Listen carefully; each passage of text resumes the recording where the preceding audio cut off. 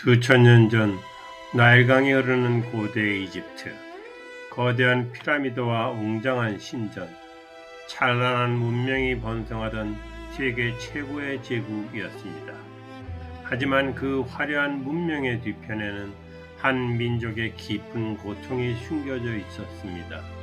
뜨거운 태양 아래에서 벽돌을 굽고 돌을 나르며 하루하루를 버텨야 했던 사람들, 그들은 바로 히브리 민족이었습니다. 그리고 바로 그 절망의 시대 속에서 훗날 역사를 바꾸게 될 한 아이가 태어납니다. 그의 이름은 모세였습니다. 사실 히브리 민족은 처음부터 노예는 아니었습니다. 오래전 중동 지역에 큰 기근이 찾아왔을 때 야곱의 가족은 생존을 위해 이집트로 내려왔습니다. 그때 이집트의 총리는 히브리 사람 요셉이었습니다. 요셉은 놀라운 지혜로 이집트의 왕 파라오의 신임을 받았고 나라를 기근에서 구해낸 인물이었습니다. 그 덕분에 야곱의 가족은 이집트 땅에서 환영받으며 정착할 수 있었습니다. 하지만 세월이 흐르면서 상황은 완전히 달라졌습니다. 요셉을 기억하지 못하는 새로운 파라오가 등장했기 때문입니다. 새로운 파라오는 히브리 민족의 수가 빠르게 늘어나는 것을 두려워했습니다. 이들이 너무 많아지면 언젠가 우리에게 위협이 될지도 모른다. 결국 그는 히브리 민족을 억압하기 시작합니다. 그들은 강제로 노동에 동원되어 도시와 곡물 저장 창고를 건설해야 했습니다. 뜨거운 태양 아래에서 벽돌을 만들고 무거운 돌을 나르며 끝없는 노동 속에서 살아야 했습니다. 그러나 놀라운 일이 일어났습니다. 아무리 억압을 해도 히브리 민족의 수는 줄어들지 않았습니다. 오히려 더 번성했습니다. 두려움에 사로잡힌 파라오는 마침내 잔혹한 명령을 내립니다.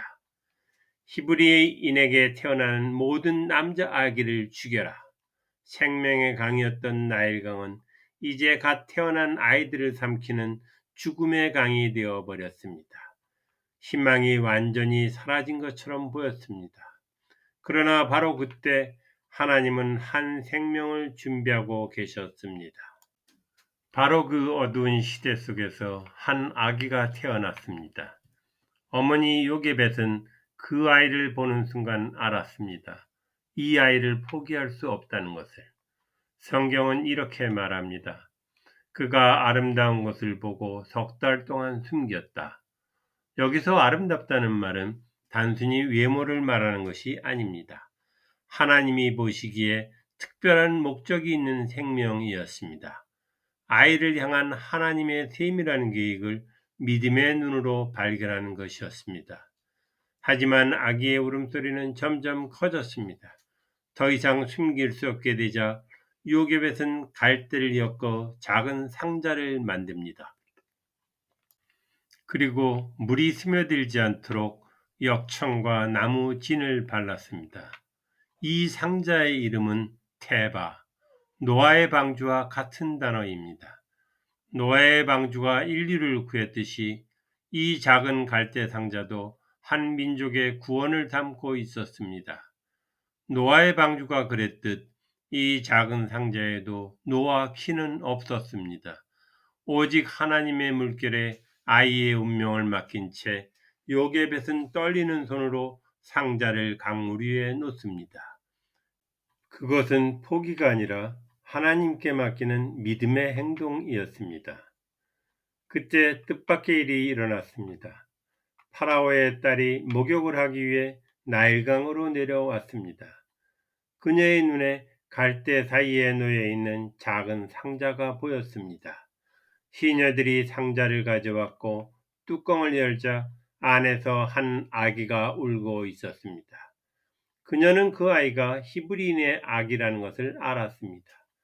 하지만 그 모습을 보고 불쌍한 마음이 들었습니다. 결국 그녀는 그 아이를 자신의 아들처럼 키우기로 결심합니다. 그리고 그 아이에게 이름을 붙입니다. 모세. 그 뜻은 물에서 건져 올린 자입니다. 죽음의 명령 속에서 태어난 한 아기. 나일강 위 작은 상자에 담겨 떠내려가던 그 아이는 결국 이집트 왕궁에서 자라게 됩니다. 하나님은 아이를 죽이려 했던 왕의 궁전을 그 아이를 보호하는 장소로 바꾸셨습니다. 모세는 그곳에서 왕실의 교육을 받으며 자라게 됩니다. 그리고 훗날 바로 그 아이가 노예로 살아가던 이스라엘 민족을 자유로 이끄는 지도자가 됩니다. 절망 속에서도 역사는 조용히 움직이고 있었습니다. 인간의 눈에는 보이지 않았지만 하나님은 이미 한 아이를 통해 구원의 이야기를 준비하고 계셨던 것입니다. 죽음의 강 위에 떠있던 작은 갈대 상자 하나, 그 안에 담긴 한 아기가 훗날 한 민족을 구하게 됩니다. 절망처럼 보이는 순간에도 하나님은 여전히 일하고 계십니다. 그리고 오늘 우리의 삶 속에서도 하나님의 계획은 계속되고 있습니다. 이 채널에서는 성경 속 이야기를 통해 하나님의 지혜와 사랑을 함께 나누고 있습니다. 구독과 좋아요로 다음 이야기에도 함께 해주세요.